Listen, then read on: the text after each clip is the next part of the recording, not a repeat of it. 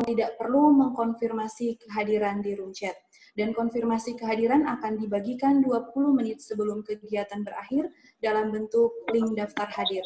Link daftar hadir ini tidak boleh dibagikan kepada orang lain yang tidak mengikuti kegiatan ini. Seluruh peserta wajib mengaktifkan kamera dan berpakaian sopan. Bapak Ibu peserta webinar yang saya hormati, dalam menjalankan misi gereja di era digital dan di tengah masyarakat majemuk, maka dibutuhkan pemahaman dan wawasan dalam menjalankan misi gereja yang kontekstual dan juga keahlian komunikasi di era digital ini untuk mengimbangi perkembangan teknologi, informasi, dan komunikasi. Untuk menjawab kebutuhan gereja dan masyarakat saat ini, dalam menjalankan misi gereja yang kontekstual di era digital, maka kami telah menghadirkan narasumber-narasumber yang kami anggap pakar di bidangnya untuk membahas tema dan topik masing-masing pembicara yang sangat menarik. Ada 3 narasumber yang akan menyampaikan materi saat ini, yaitu Bapak Dr. Nicholas Gara, STHMA, yang kedua Bapak Bagus Prabangkara, SSI, dan yang ketiga Ibu Lady Astarina Lontaan, MSI Teol. Masing-masing narasumber diberikan kesempatan 20 menit untuk menyampaikan materi, kemudian dilanjutkan dengan tanya jawab setelah ketiga narasumber selesai menyampaikan materi. Langsung saja kita akan masuk dalam materi pertama yang akan disampaikan oleh Bapak Dr. Nicholas Gara, STHMA. Untuk itu selanjutnya saya serahkan kepada moderator 2, Ibu Hotliong Ferawati, MPDK, untuk memandu materi yang pertama. Kepada Ibu Hotliong Ferawati, disilakan. Baik, terima kasih kepada Ibu Angel. Kesempatan pertama diberikan kepada Dr. JN Gara, STHMA, untuk memberikan materi yang pertama. Sebelumnya saya akan membacakan CV beliau. Dr. Johan Nicole Gara, STHMA, lahir di Manado 29 Juli tahun 1947. Beliau menempuh pendidikan pada S1 Fakultas Teol UKIT Tomohon, pada S2 di Institute of Social Studies Den Haag, Holland, dan pada S3 program Pasca Sarjana Teologi UKIT Tomohon. Pekerjaan beliau sementara ini sebagai dosen dan aktif mengajar di Institut Agama Kristen Negeri Manado. Kepada Bapak Pendeta Dr. JN Gara, STHMA, waktu dan tempat dipersilahkan.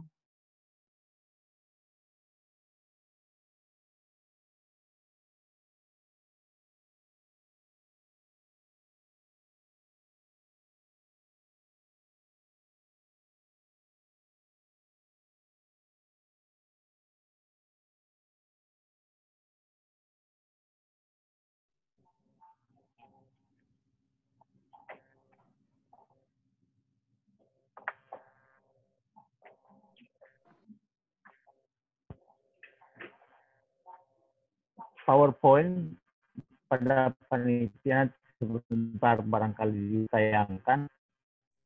Saya dengar suara saya. Tadi lupa unmute.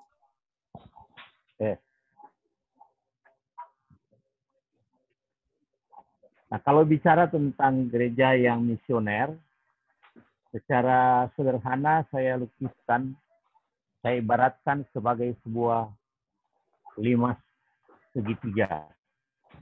Ya, 5 segitiga yang tentu sama sisi ini, yang terdiri dari sisi keesaan, sisi kesaksian, dan sisi pelayanan. Artinya saya mau katakan kalau bicara gereja yang misioner harus terdiri dari 3 sisi yang mempunyai tempat yang sama dalam kehidupan bergereja itu. Baik sebagai pribadi-pribadi anggota gerejanya maupun sebagai institusi. Memang tidak dapat dilukiskan di sini bahwa semua kelihatan dari luar, tapi saya sengaja taruh di belakang saja keesaan itu sebab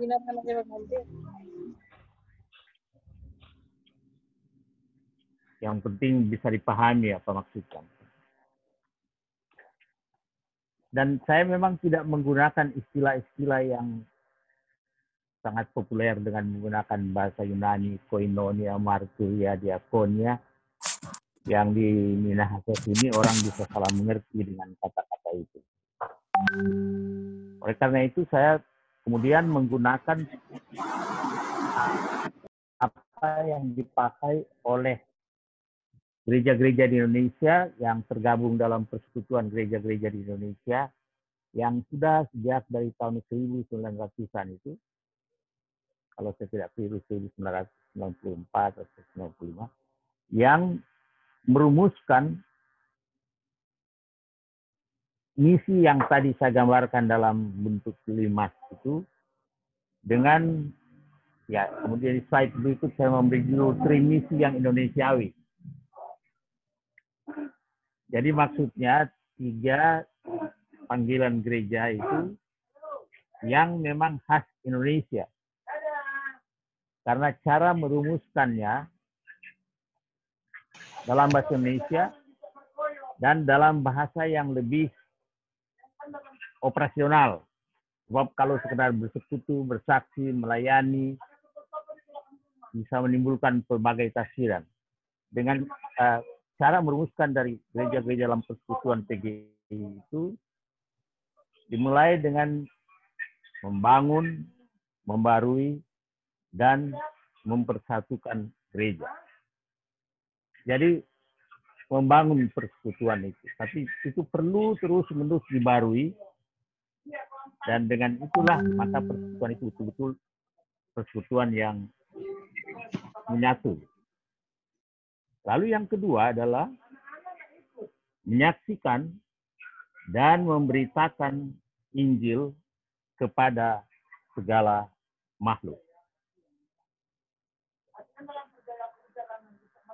Yang kata segala makhluk itu banyak orang salah tafsirkan, tapi kata segala makhluk dalam Injil Markus itu dari bahasa Yunani ktise, yang sama dalam kata ktise itu sebenarnya sama dengan ciptaan.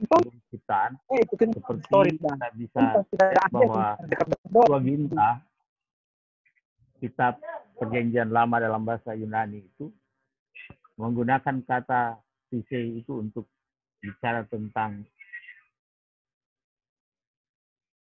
keseluruhan. Dan yang ketiga adalah melayani demi keadilan, perdamaian, dan keutuhan ciptaan. Itu yang biasa kita sebut diakonia. Dan dengan rumusan yang singkat padat ini sebenarnya menjelaskan diakonia bukan sekedar memberi sesuatu kepada seseorang, tapi harus berakibat pada keadilan, perdamaian, dan keutuhan ciptaan. Kita coba kaji satu persatu secara ringkas tentunya mengingat waktu. Mulai dengan membangun, membarui, dan mempersatukan. Dalam penjelasan tentang tugas panggilan ini, dikatakan bahwa membangun, membarui, dan mempersatukan berarti terus-menerus menguji berbagai bentuk pengungkapan keesaan gereja agar semakin sepadan dengan firman Allah. Artinya firman Allah inilah tolok ukur dari keberadaan gereja itu. Dimaksudkan dengan seluruh ungkapan keesaan gereja itu ya menyangkut peribadatannya, kepemimpinannya, organisasinya, dan bahkan kehidupan seluruh anggota jemaat. Itu perlu diurus menerus. Boleh dibilang dievaluasi terus-menerus, dikoreksi, dan dibarui. Agar, seperti dikatakan tadi, semakin sepadan dengan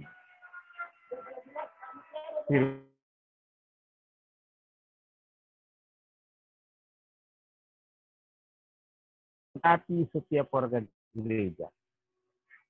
agar seluruh warga gereja menjadi pelaku misi.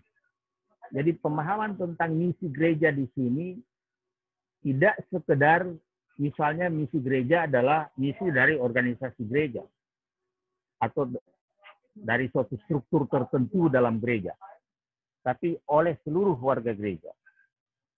Dan ini tentu membutuhkan suatu kualitas kepemimpinan dalam gereja, yaitu kualitas yang memberdayakan warga gereja.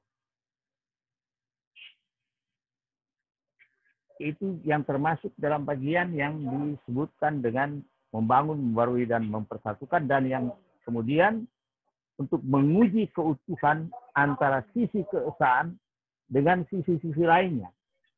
Artinya walaupun tadi seperti terpisah atau dibikin sisi yang berbeda, yaitu sisi keesaan, sisi kesaksian, sisi pelayanan, tapi sebenarnya tiga sisi ini adalah satu kesatuan. Kita boleh membedakannya, tapi tidak dapat memisahkannya. Dan saya mengatakan bahwa keesaan ini adalah keesaan atau koinonia ini, kalau sedikit pakai bahasa, ada seorang profesor saya dulu di kampus suka bilang bahasa sombong, karena cuma dimengerti oleh kalangan tertentu. Kalau memakai istilah koinonia itu, maka itulah koinonia holistik. Koinonia juga yang mencakup sisi-sisi lain, seperti yang saya katakan tadi, sisi kesaksiannya, sisi pelayanannya. Sebenarnya istilah ini muncul ketika saya menguji suatu tesis yang bicara tentang cara hidup jemaat mula-mula itu. Yang di situ dicerminkan bahwa cara hidup mereka, keesaan jemaat mula-mula itu adalah keesaan yang holistik. Mereka bukan hanya bicara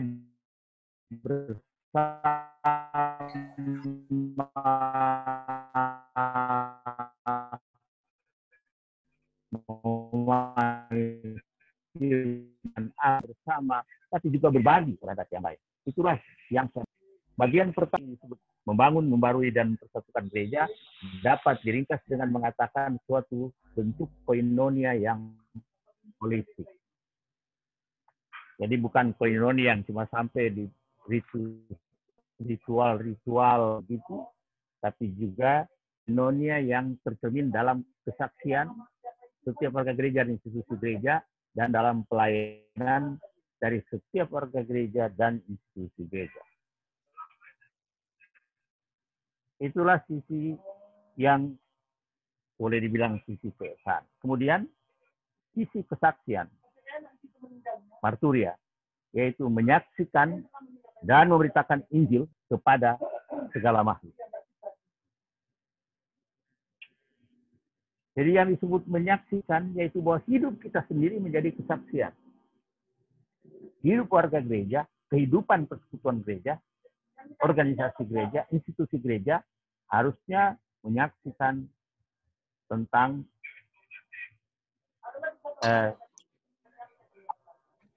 Injil kepada segala makhluk. Dan ini tentu membutuhkan suatu, sudah saya singgung di awal, kepemimpinan gereja yang memberdayakan warga gereja agar mereka bisa bersaksi dan memberitakan Injil kepada makhluk. Memberitakan berarti memproklamasikan Injil kerajaan Allah. Jadi seluruh kehidupan warga gereja, baik lewat perkataan, perbuatan, perilaku, sebenarnya adalah suatu proklamasi tentang Injil kerajaan Allah. Sedangkan alamat dalam alamat kesaksian dan pemberitaan Injil itu adalah segala makhluk. Ini dikutip dari Markus pasal 16 ayat 15. segala makhluk, ya, atau seluruh ciptaan. Nah, kita lihat bahwa dari pengalimatan yang ketiga ini, dari segi menyaksikan dan memberitakan Injil ini, terkait erat sebenarnya dengan yang berikut itu, yaitu melayani demi keutuhan ciptaan Allah.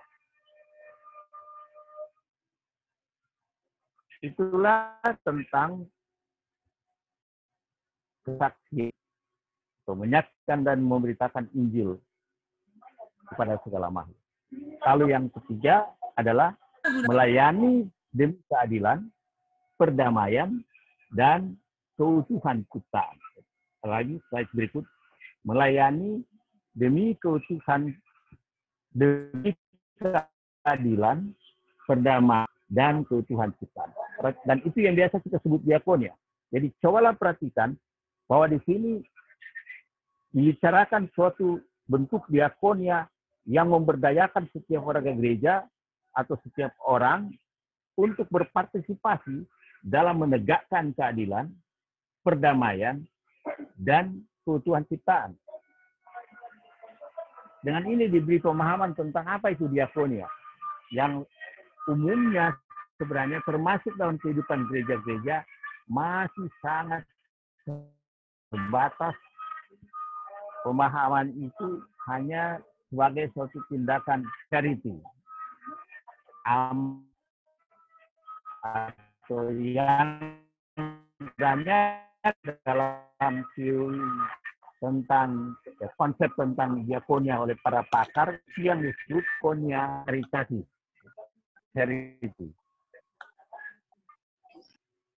Ya, bukan berarti bahwa diakonia karitatif memang sangat diperlukan, terutama masa katakanlah berat, jika ada bencana alam, bencana sosial.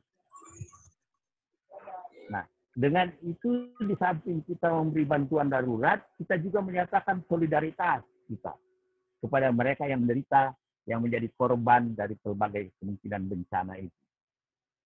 Jadi memupuk rasa solidaritas setiap orang Kristen, setiap warga gereja. Nah, itulah pentingnya pelayanan diakonia yang disebut karitatif, pelayanan karitatif. Jadi bukan berarti diabaikan sama sekali. Ibu hanya itulah diakonia. Nanti mungkin dalam diskusi kita akan bisa mengeksplor bagaimana banyak orang gereja. Saya memakai istilah yang biasa dipakai oleh para ilmuwan, yaitu diakonia reformatif. Kalau diakonia karitatif memberi ikan, maka diakonia reformatif kita untuk membantu, menolong, memiliki alat pancing, dan tentu terampil memancing. Jadi tidak kan saja. Sebenarnya biasanya ini diambil dari suatu ungkapan dari Silvi yang namanya kata Lao Tzu dan teman tokoh Konghucu. Itulah sebenarnya Konghucu. Ialah sebenarnya Konghucu. Dia mengatakan, jika orang membutuhkan ikan dan Anda mau ikan hari ini, maka dia akan makan ikan hari ini.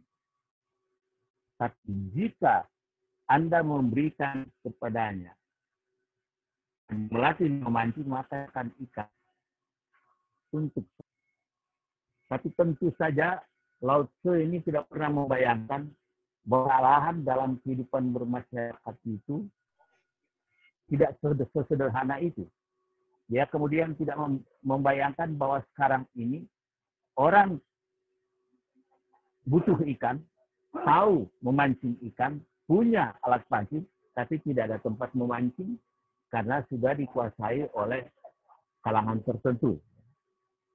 Dan itu bisa kita lihat di mana-mana, baik secara secara real tentang bicara tentang laut atau tempat memancing maupun sebagai sebuah ilustrasi.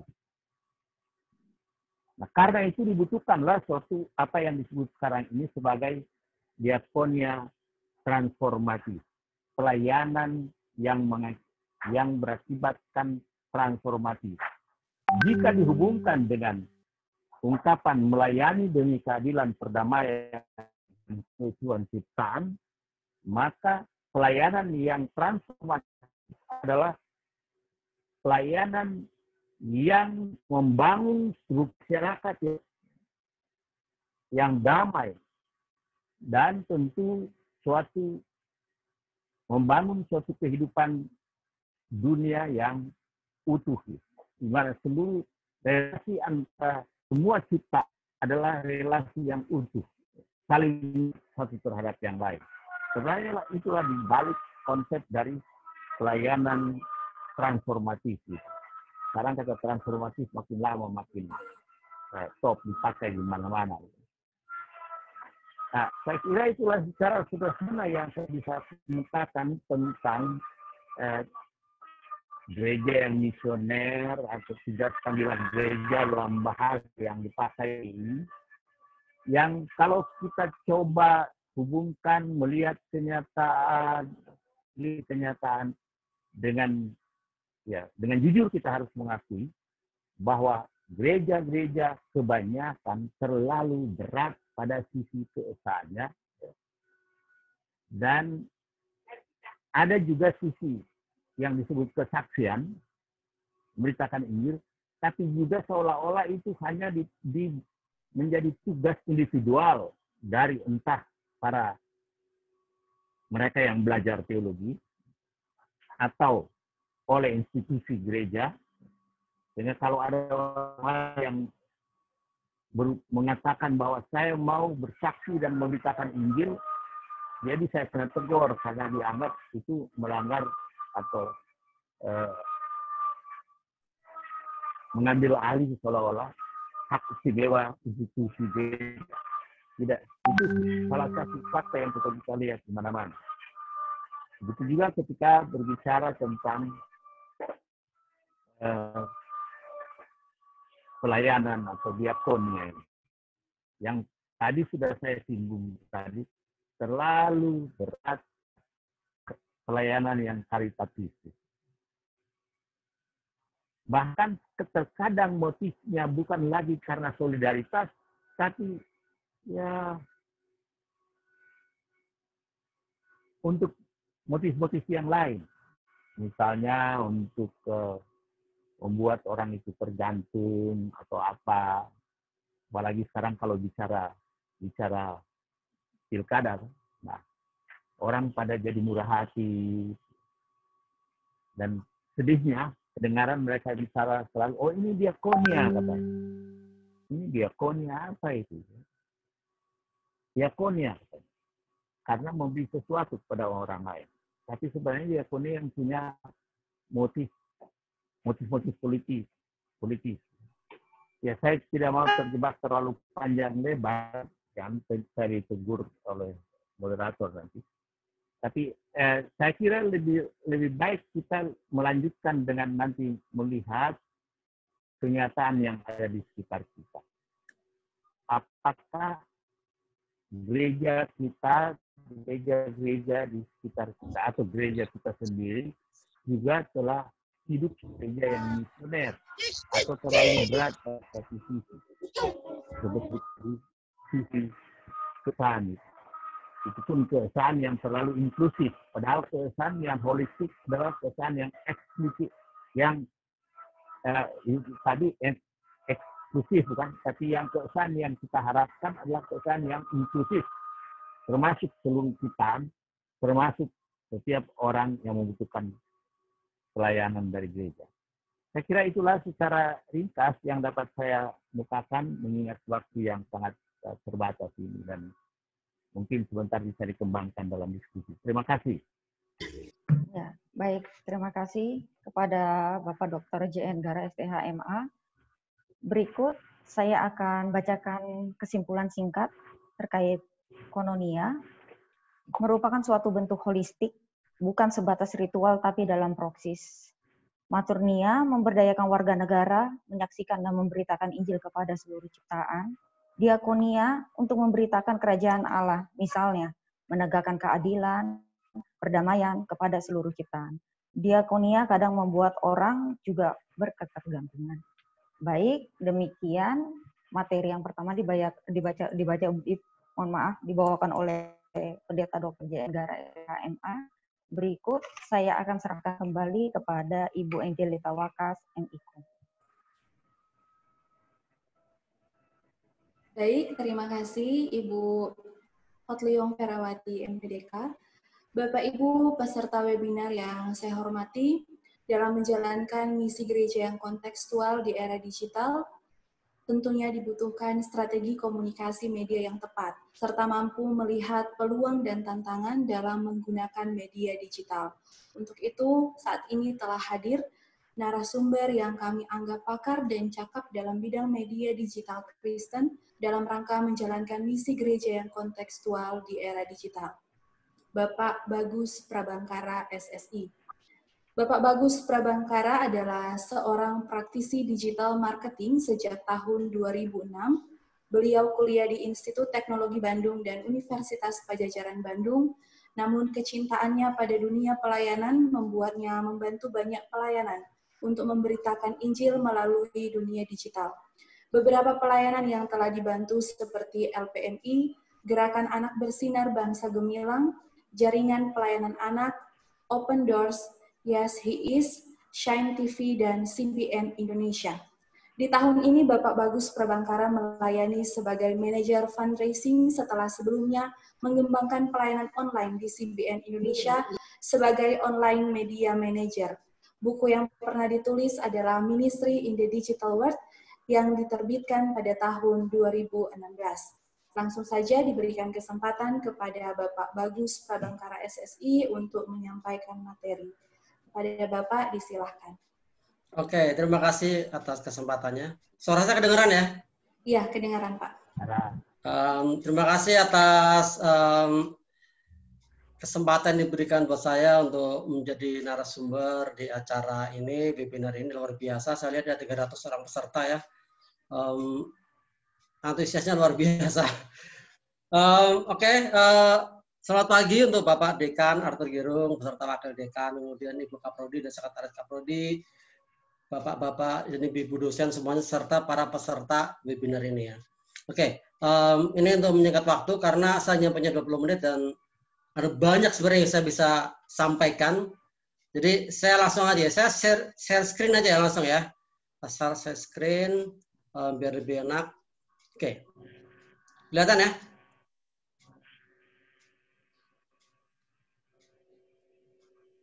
Kelihatan nggak? Oke. Lanjut aja ini. Jadi saya kasih judul saya, materi saya itu Digital Disruption for Christian Media. Gitu. Disruption itu apa? Disruption itu adalah suatu perubahan yang besar, yang menyeluruh gitu. Yang membuat suatu pola atau habit atau lifestyle orang berubah gitu. Contoh, yang dulunya orang pakai Gojek gitu kan, beli makan di warung, beli makan harus ke restoran. Sekarang enggak. Sekarang pakai Grab, pakai Gojek, orang di rumah rebahan, nonton Netflix, pesan makanan nyampe gitu. Gitu kan. Jadi itu disruption. Ya dulu kalau kita mau bepergian harus ke counter tiket pesawat, kemudian pesan tiketnya, terus nanti barang-barang pencemas, dapat nggak ini kursinya, segala macam. Sekarang nggak. Sekarang kita bisa pesan online tiket pesawat, langsung milih kursinya juga, harganya tahu, bahkan kita bisa pilih mana yang paling murah gitu kan. Langsung booking. Dan kita langsung dapat kode bookingnya, pasti dapat tempat gitu ya. Nah itu disruption gitu. Sesuatu yang berubah, sesuatu yang mengubah pola hidup kita. Oke? Nah sekarang lanjut lagi.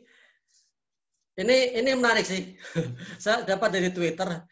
Dibilang ini, siapa yang memimpin transformasi digital di dalam company Anda? CEO, CTO itu Chief Technology Officer atau COVID-19. Gitu ya. Ya jawabannya COVID-19 sih. Jadi kalau kita bicara di era sekarang, 2020, pasti nggak bisa lepas dari yang namanya COVID-19 gitu, atau COVID-19. Ini merubah banget dan sangat shifting kita punya, mengubah kita punya cara berpikir, cara bertindak, cara berkomunikasi, cara bergaul gitu ya, itu berubah sekali gitu. Nah, termasuk cara bagaimana kita melayani gitu. Ini adalah kesempatan yang tepat. Nah, saya mau lebih dalam lagi, apa yang terjadi di masa-masa sekarang ini, perubahan seperti apa, dan apa sih kesempatan kita itu? Apa yang menjadi peluang kita untuk kita bisa lakukan sebagai orang Kristen, sebagai gereja, sebagai lembaga gitu ya? Apa yang kita bisa lakukan? Oke. Next. Nah, saya mau share ini ada statistik. Statistik ini adalah jumlah pengguna internet tahun 2020 mencapai 4,6 miliar orang atau mencapai 60% dari populasi seluruh bumi. Bayangin 4,6 dari sekitar 7 sampai 7,8 miliar gitu ya. Itu 4,6 sudah terkoneksi dengan internet gitu ya. Dan menariknya adalah dalam 12 bulan terakhir, artinya dari ini saya ambil dari September ya, September tahun lalu, itu pengguna internet juga nambah gitu ya. Ya mungkin karena pengaruh COVID-19, jadi mereka di rumah ngapain lagi gitu ya. Dan bahkan kita bisa lihat ibu-ibu atau anak-anak yang di desa-desa karena nggak bisa sekolah lagi, mereka harus pakai internet. Ada pengeluaran tambahan, ada ekstra harus beli HP gitu kan. Guru-guru yang tadinya pakai buku ngajarnya berubah gitu. Sekarang harus pakai materi yang bisa online dan berpikir kira-kira gimana supaya bisa diadaptable-nya ini diadopsi secara online, seperti apa nih materinya gitu ya. Jadi ini membuat pengguna internet naik tinggi banget gitu. Lanjut. Nah, sementara pengguna sosial media, ya sosial media itu Facebook, Twitter, Instagram gitu ya, atau YouTube gitu ya, itu naik bertumbuh menjadi 4,14 miliar. Dan naiknya banyak banget karena mungkin orang juga ya ngapain gitu di rumah kan, work from home atau sekolahnya libur gitu. Jadi ngapain lagi gitu, mainlah sosial media gitu ya, sosmed yang dulunya mungkin udah nggak sosmed lagi, sekarang sosmed gitu kan, postingan kayak saya lihat lagi webinar nih, lagi Zoom gitu, rame-rame nih, diposting di Instagramnya kayak gitu ya. Nah, seperti itu.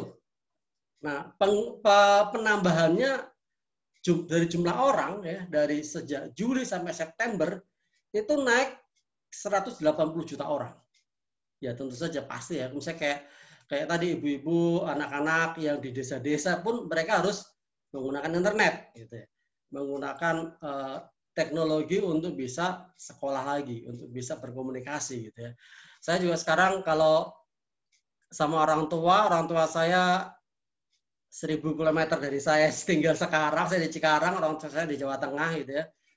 Itu nggak bisa pulang gitu, karena ya pandemi kan. Jadi saya komunikasi gimana? Ya komunikasi lewat HP, lewat video call, lewat WA video yang bisa sampai 8 device seperti itu ya.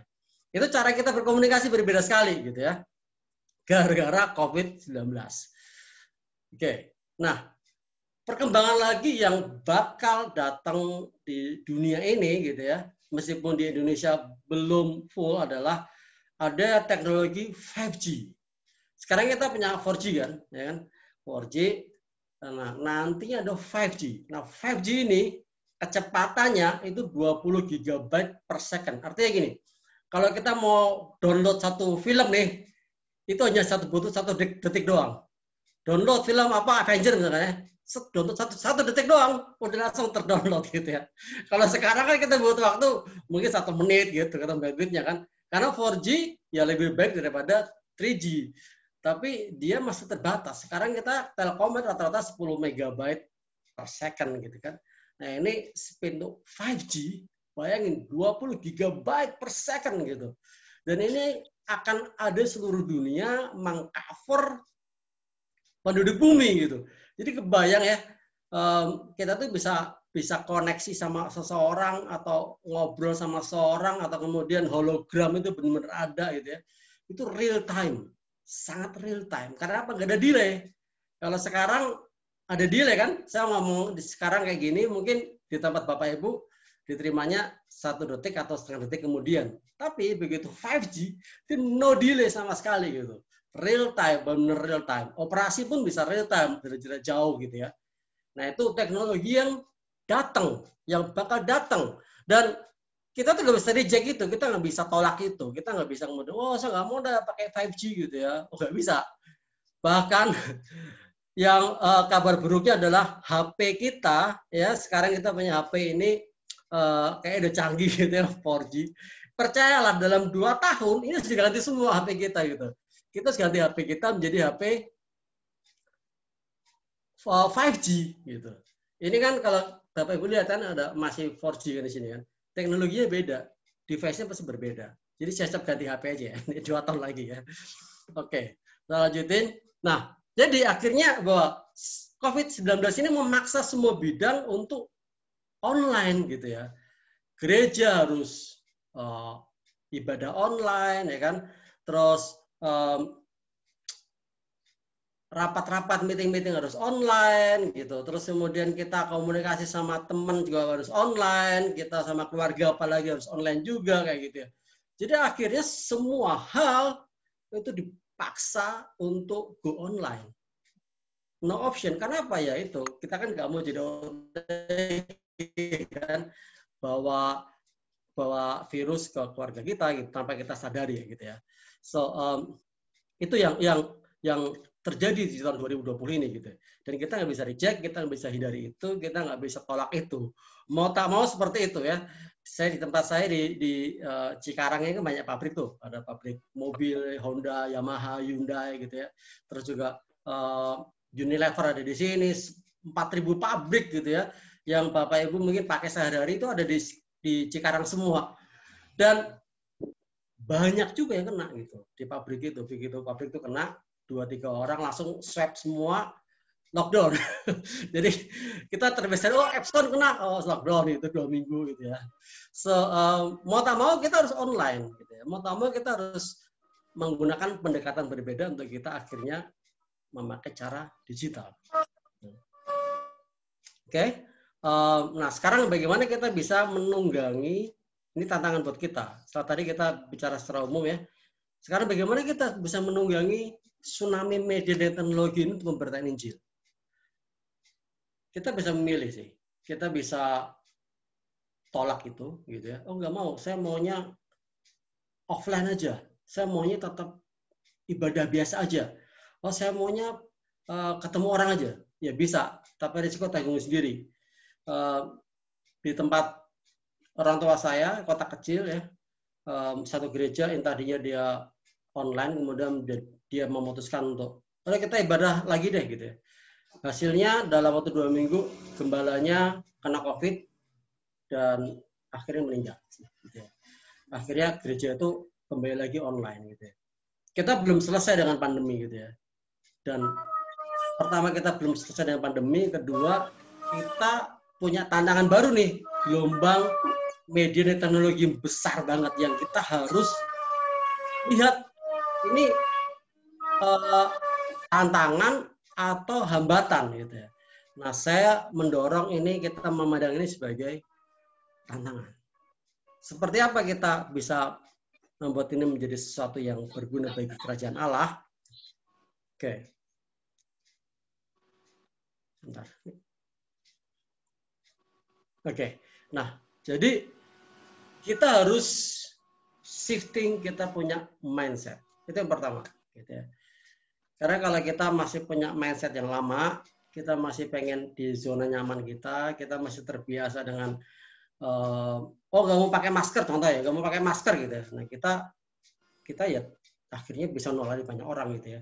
Tapi kita harus merubah mindset kita. Mindset berubah apa? Dunia online adalah ladang misi baru, gitu. Ladang misi baru ini namanya online. Kenapa? Karena orang berkumpul di sana semua kan. Orang berkumpul di sana. Bayangin di YouTube orang berkumpul di YouTube dan kita bikin konten di YouTube ditonton mereka. Itu ladang misi kita gitu ya. Tadi kita udah tahu di sosial media orang bergerak ke sosial media, mereka main Facebook, main Twitter, main Instagram. Ya itu ladang misi kita gitu ya. Teman-teman kita adalah ladang misi kita. Keluarga kita, follower kita, ya itu adalah dalam tanda kutip jemaatnya kita, ladang misinya kita. Apa yang kita bagikan? Apa yang harus kita share ke mereka? Ya, nggak semua orang ketemu face to face berani ngomong Injil kan? Nggak semua gitu loh, ya kan? Kita takut digebukin orang, kita takut kemudian mereka tolak kita itu, lalu terlalu rohani. Ya. Tapi kalau kita ngomong di sosial media, ayo, kalau kita ngomong di Instagram, kalau kita ngomong di Facebook, kita share pengalaman kita ketemu Tuhan, nggak ada yang bisa tolak kan? Ya gitu pengalaman kita kok gitu. Gimana Tuhan tolong kita, gimana Tuhan sertai kita, gimana kita percaya dan kuasa dalam nama Yesus ada kelepasan, ada terobosan, ada pemulihan gitu ya. Nggak ada yang bisa nolak gitu. Mereka baca gitu dan mereka lihat dan mereka bisa renungan hal itu. So, jadi mindset kita sudah dulu nih bahwa dunia online adalah ladang misi barunya kita. Gitu. Tanpa kita berpikir seperti itu, kita cuma lihat Instagram, ya tempat sosmed doang gitu. Kita cuma lihat Facebook, oh ketemu teman doang gitu. Oh Twitter, oh ya saya dapat berita-berita doang gitu. Itu doang akhirnya. Kalau kita nggak merubah, kita punya mindset kita bahwa online adalah ladang misi kita yang baru. Oke, sampai sini paham ya? Oke. Dengan ada HP ya, dunia itu ada dalam genggaman kita. Gitu ya. Ini benar-benar luar biasa karena kita sekarang pakai aplikasi semua ada di sini kan. Apa yang kita butuhin ada di sini semua gitu ya. Lanjut lagi. Nah, saya mau tanya sedikit tentang citizen journalism. Apa sih disebut dengan citizen journalism ini? Kemarin ada demo kan, Omnibus Law di Jakarta gitu. Bagaimana kita bisa tahu perkembangan demonya atau seperti apa kondisi demo? Apakah dari TV doang? Terbatas kan? Tapi saya percaya bahwa kalau kita ikuti sosial media tuh, kita dapat update video, dapat update foto, dapat update apapun itu dari teman-teman kita, orang-orang yang ada di sana gitu ya. Yang mereka foto, mereka bikin video, mereka share gitu di sosial media. Nah itu citizen journalism. Jadi kita, Bapak Ibu, semua kita ada di sini ini, kita punya potensi yang sama untuk menjadi seorang jurnalis. Kita punya kesempatan yang sama untuk kita bisa foto satu kejadian, untuk kita bisa video satu kejadian, untuk kita bisa upload satu peristiwa dan diketahui oleh dunia. Kita punya prinsip yang sama, kita punya kesempatan yang sama, nggak cuma orang yang pakai badge wartawan doang gitu ya. Tapi kita semua bisa. Karena apa? Karena kita punya HP. Kita tinggal hidupin HP ini, oh ada tabrakan nih gitu kan. Tabrakan di jalan apa gitu kan. Saya belum pernah ke Manado jadi saya nggak tahu. Tapi kira-kira di tol mana gitu ya, kita lihat tabrakan, kita bisa video itu. Gara-gara video kita, semua orang tahu, oh ada tabrakan gitu ya. Itu citizen journalism gitu. Kita semua, kita punya potensi untuk menjadi citizen journalism. Oke, nah sekarang menuju ke lebih praktis ya. Jadi seperti tahapannya. Kita punya konten kan, ada foto, ada video, ada artikel, ada musik, ada kesaksian. Foto tahu kan, video biasalah, artikel kita nulis gitu ya. Musik kita bikin musik, bikin cover misalkan lagu-lagu rohani gitu ya, atau kesaksian dari kita, dari teman-teman kita atau keluarga kita gitu ya. Nah, ini ada di sini semua nih. Ini adalah konten. Nah, sekarang ada dua pilihan.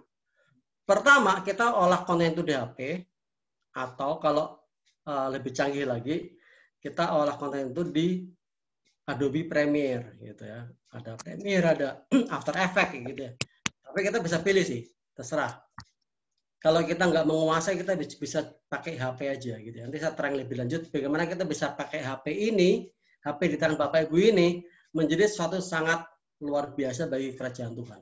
Nah, dari konten yang kita olah ini di HP atau pakai Adobe Premiere gitu ya, kita bisa masuklah ke Facebook, kita bisa upload ke Instagram, ke Twitter, ke YouTube, atau kalau betulnya tulisan, kita bisa tulis tuh di blog kita sendiri. Misalnya saya punya bagusprabangkara.com, ya saya tulis di blog saya gitu ya, atau di forum gitu ya, forum apa aja deh gitu ya, atau di Quora gitu ya, forum tanya jawab gitu ya.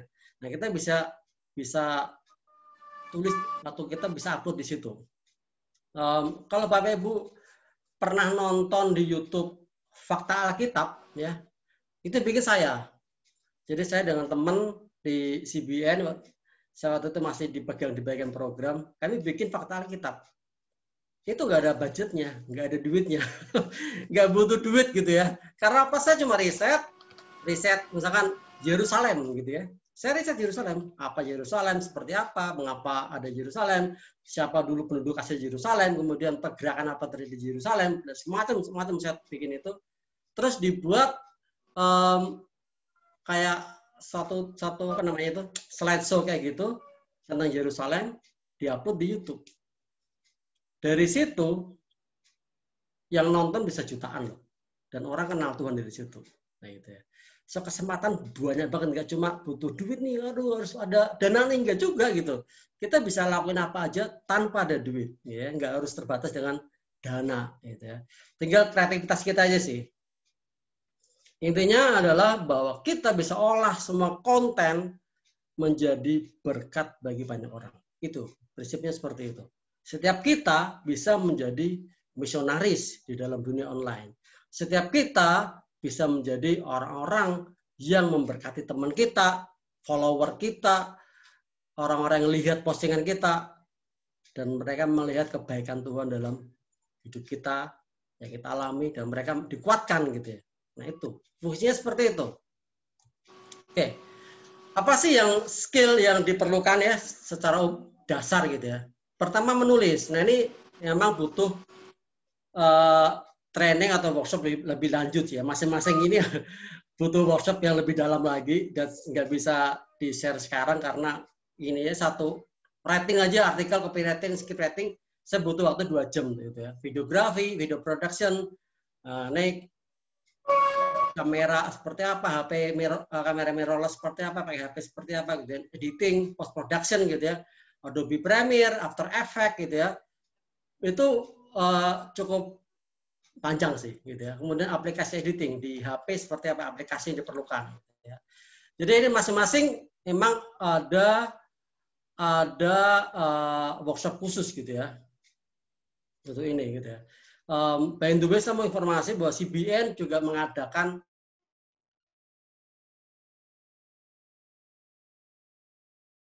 public speaking, training video production, dan training musik production. Gitu. Itu memang berbayar tapi murah sekali. Yang ngajar ada Coki Sitohang, ada saya Koji, terus ada yang punya Trinity Optima Production gitu ya. Ini sekali saya promosi nih. Jadi ngomong di sini, ini karena basic ini yang Bapak Ibu teman-teman semua, setidaknya kalau kalian mau beritain Injil atau mau doing something deh, dan bahkan bisa dapat duit nih dari YouTube gitu ya, dari nulis bisa dapat duit gitu ya, udah beritain Injil dapat duit lagi kan, enak kan. Nah itu ini diperlukan gitu ya. Jadi bagaimana caranya ikutan training itu, workshop itu di CBN bulan depan tanggal 7 nih, berarti Sabtu depan kita mulai dengan musik production. Bisa ngubungin Pak Juanda aja ya, nanti caranya seperti apa ya dengan Pak Juanda. Oke ya, jadi ini yang diperlukan ya. Kemudian ini aplikasi yang penting untuk kita punya, untuk kita mau membuat konten yang menarik gitu ya. Jadi gini, Yesus itu kan message ya, Yesus itu adalah message-nya gitu. Tapi orang dalam tanda kutip nih, kita bicara bisnis, orang jualan Yesus ya, tapi dengan paketnya berbeda-beda kan. Gereja kecil, gereja besar, gereja yang bagus, gereja yang biasa aja, semua menjual nama Yesus gitu. Tapi ada yang dipaketkan dengan bagus, ada yang biasa-biasa aja gitu. Ya kayaknya kok Yesus nggak penting gitu ya. Nah, kita mau kan? Kita mau Yesus itu di share di sosial media, di internet itu dengan cara yang baik gitu, dengan sesuatu yang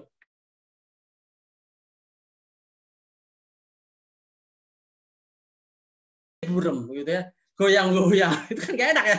Terus ngomongnya nggak enak gitu, maksudnya kayak gugup gagap gitu kan gak enak ya nggak gitu. Jadi kita mau supaya kita share tentang kebaikan Tuhan itu, Injil diberitakan di online itu dengan cara yang bagus gitu. Dan ini ada canva.com, itu kalau banyak template di sana, template video, template membuat posting di Instagram, di Facebook, di Twitter, semua ada di canva.com. Ya, itu juga ada yang free, ada yang berbayar. Pexel itu kalau kita butuh foto dan video yang free ya, yang non copyright gitu ya. Unsplash.com juga sama, itu fotonya free dan video free, bisa kita pakai di video kita atau di postingan Instagram kita atau di Facebook kita gitu ya. Dan itu bagus-bagus banget gitu dan free gitu. Kemudian saya suka nih TikTok creating video. Ada main TikTok di sini. TikTok itu dia bisa mencampurkan video dan gambar dan tulisan gitu ya. Jadi bisa lucu-lucu dan itu gampang banget gitu.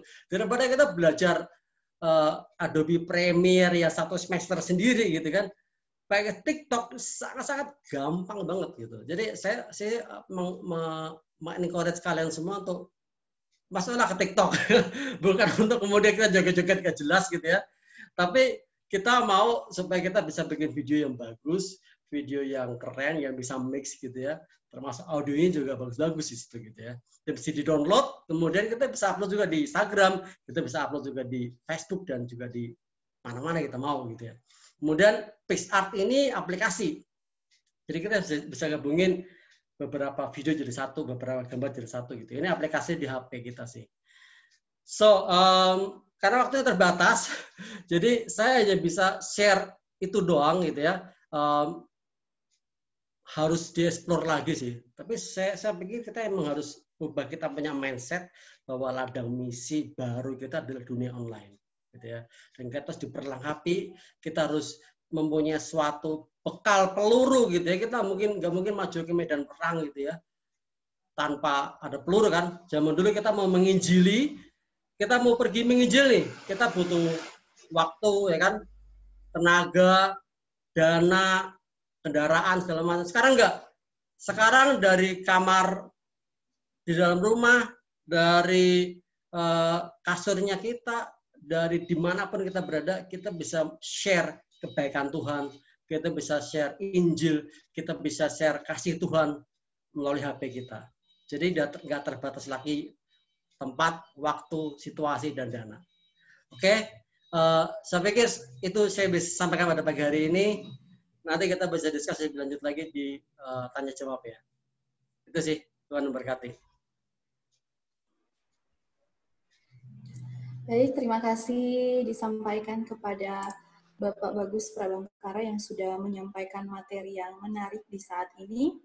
Beberapa poin catatan yang saya dapat simpulkan dari materi yang sudah disampaikan Pak Bagus dengan topik Digital Disruption for Christian Media.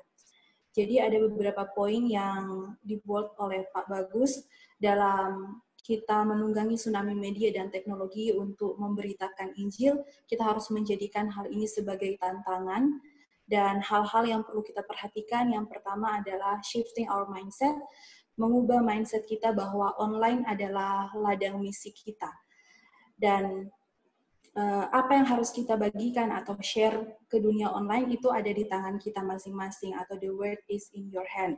Jadi kita semua punya potensi dan kesempatan yang sama untuk menjadi citizen journalism. Artinya punya kesempatan untuk menyampaikan informasi, dalam hal ini memberitakan kabar baik dalam rangka menjalankan misi gereja di era digital. Dan kita bisa mengolah sebuah konten menjadi misionaris di era digital dengan memaksimalkan penggunaan online media atau sosial media seperti Facebook, Twitter, Instagram, YouTube, dan sebagainya. Mungkin itu adalah beberapa hal yang dapat saya simpulkan dari materi yang sudah disampaikan oleh Pak Bagus. Sekali lagi disampaikan banyak terima kasih Pak Bagus atas kesempatan sudah berbagi materi dan berbagi ilmu bagi kami peserta webinar di saat ini.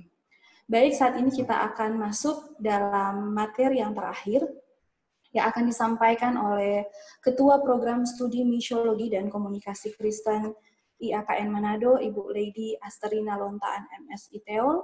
Untuk itu selanjutnya saya serahkan kepada moderator 2 untuk memandu materi yang terakhir. Kepada Ibu Hotliong Ferawati, disilakan.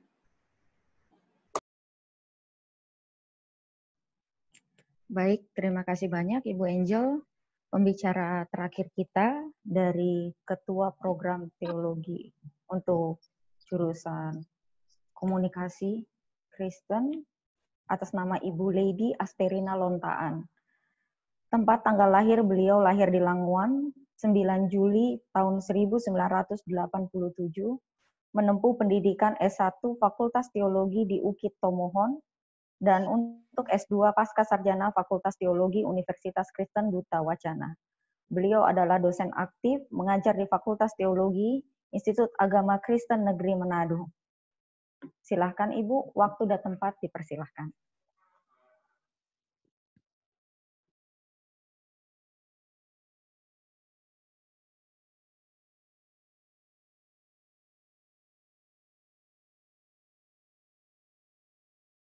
Oh. Baik, ya, terima kasih kepada Ibu Liong selaku moderator. Selamat siang dan salam sejahtera bagi Bapak Ibu sekalian, para peserta webinar yang saya hormati. Demikian juga kedua narasumber yang sudah memulai materi pada webinar kali ini, Pak Niko dan juga Pak Bagus yang sudah menyampaikan materi dengan luar biasa sekali, karena sudah menyangkut dua aspek yang mau kita soroti dalam tema webinar ini. Jadi aspek misiologinya sudah disampaikan oleh Pak Niko, lalu Pak Bagus sudah mengantar kita dengan aspek pelayanan di era digital. Jadi saya kira kesempatan saya yang terakhir ini sekaligus mudah-mudahan bisa melengkapi materi yang sudah diberikan oleh Pak Niko dan juga Pak Bagus. Saya mau menekankan aspek kontekstualnya. Walaupun Pak Niko tadi juga sudah sempat menyinggung itu, dan ada beberapa penjelasan baik dari Pak Niko maupun Pak Bagus yang rupanya ada juga di materi saya. Jadi nanti kita akan ikuti bersama, saya akan langsung share screen pada saat ini.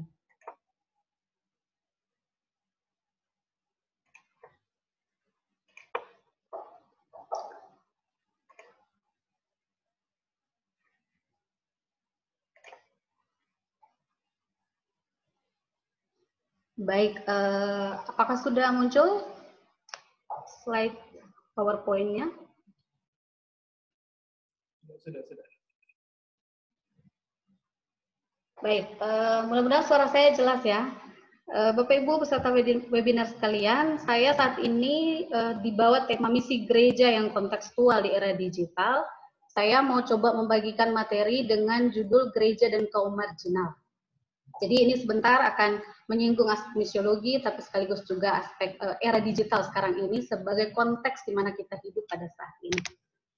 Baik, saya mencatat ini sebagai pengantar kita untuk memasuki materi saya. Ini cukup panjang, kutipan dari buku atau tulisan Norman E. Thomas dengan judul Teks-teks klasik tentang misi dan kekristenan sedunia. Dan intinya adalah menjelaskan tentang teologi kontekstual itu sendiri. Bahwa teologi kontekstual adalah teologi yang dalam menjelaskan iman, dia peka terhadap situasi dari orang-orang yang kepadanya iman tersebut diberitakan. Jadi Injil atau kabar baik itu disampaikan dengan sungguh-sungguh kepada orang-orang dalam situasi konkret mereka. Jadi memang situasi yang sedang dijalani, situasi yang real dialami oleh orang-orang itu. Lalu di bagian akhir dari kutipan ini, di situ disebutkan, inilah barangkali yang membuat teologi kontekstual lebih bersifat misiologi ketimbang teologi yang konvensional. Jadi mau tidak mau, ketika kita bicara tentang misiologi, maka kita akan melihat konteks kita. Karena paradigma misi itu sendiri, kalau kita baca buku Transformasi Misi Kristen dari David Bosch, dia menjelaskan di sana bagaimana paradigma misi itu berubah dari waktu ke waktu. Sehingga Bosch sendiri menawarkan bukan definisi dari misi, tetapi definisi sementara. Jadi kalau bicara misi menurut David Bosch itu adalah definisi sementara, sesuatu yang tidak pernah final. Karena kita terus berjuang atau bergulat atau bergumul di dalam konteks kita yang terus berubah. Gitu. Nah sekarang kita bicara tentang misi gereja yang kontekstual. Nah Bapak Ibu sekalian, tentu kita semua tahu bahwa gereja itu tidak ada di ruang hampa. Gereja ada di dalam ruang dan waktu tertentu. Dan yang namanya konteks atau situasi di mana kita atau gereja itu hidup, itu tidak pernah statis. Tidak pernah ada konteks yang betul-betul sama atau yang tidak pernah berubah. Nah, sepanjang sejarah kekristenan, ini yang sudah saya sampaikan tadi, bahwa paradigma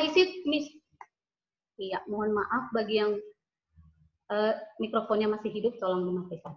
Jadi sepanjang sejarah kekristenan ini sudah saya sampaikan tadi, kita melihat bagaimana paradigma misi itu mengalami perubahan. Dia tidak tetap begitu, tidak mapan dari masa ke masa dengan konteks dan situasi kehidupan yang berubah, maka paradigma misi itu juga mengalami perubahan.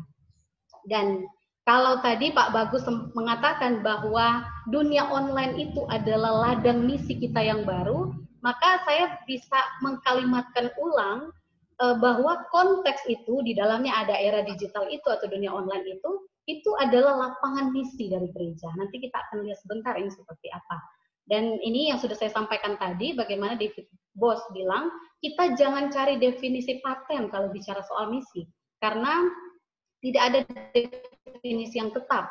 Selalu misi itu adalah sebuah definisi sementara yang tidak pernah final selama kehidupan kita terus berlangsung.